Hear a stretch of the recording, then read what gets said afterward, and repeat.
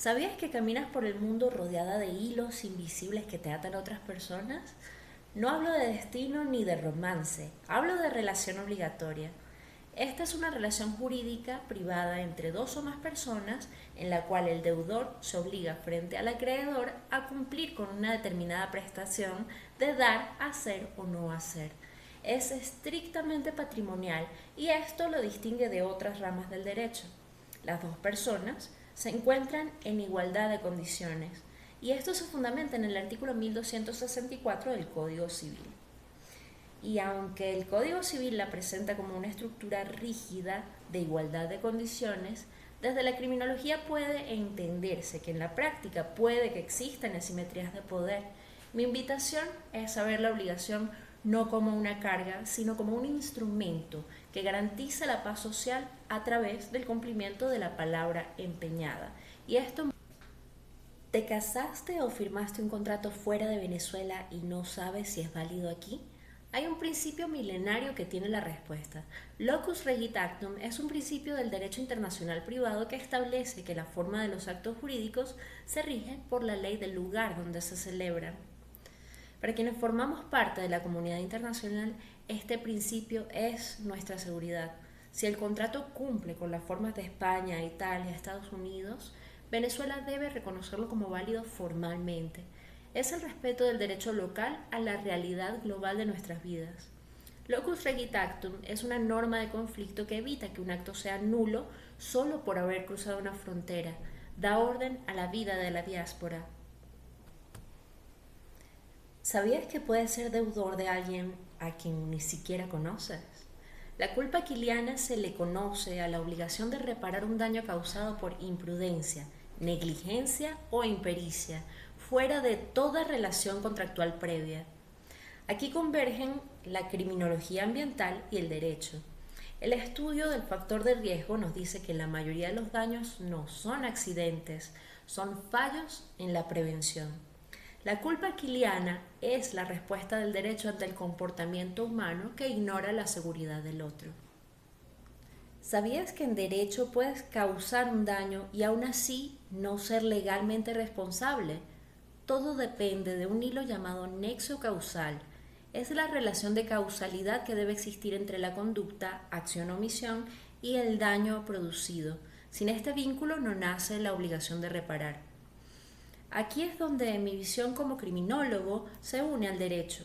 Mientras que el abogado civilista ve una prueba, nosotros vemos también la reconstrucción de una conducta.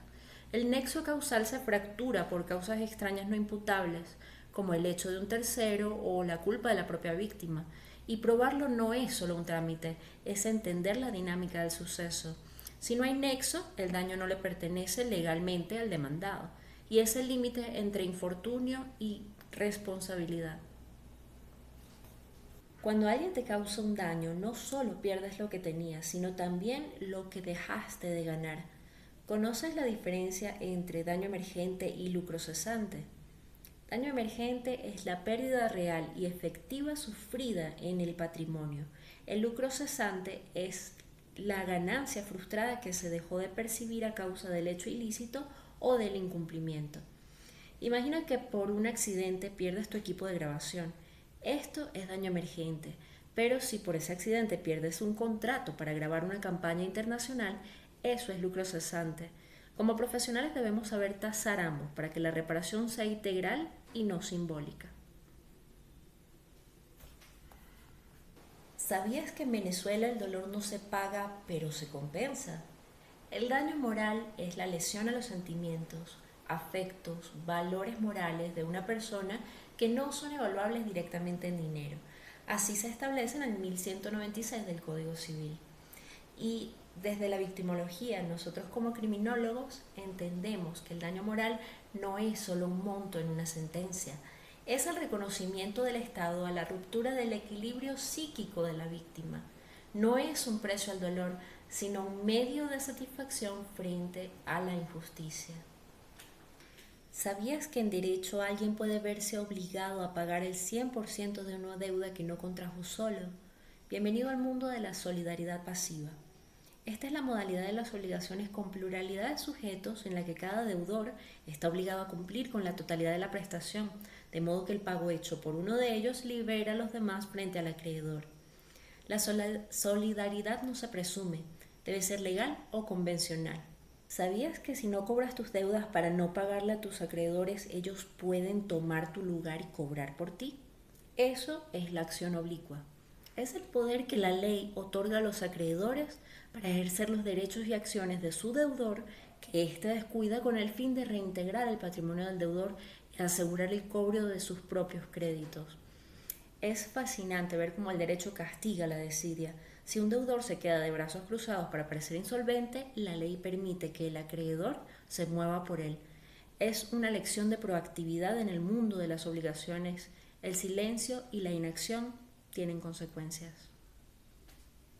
Facturas distintas a la misma persona y solo tienes dinero para pagar una, ¿quién decide cuál de todas estás pagando?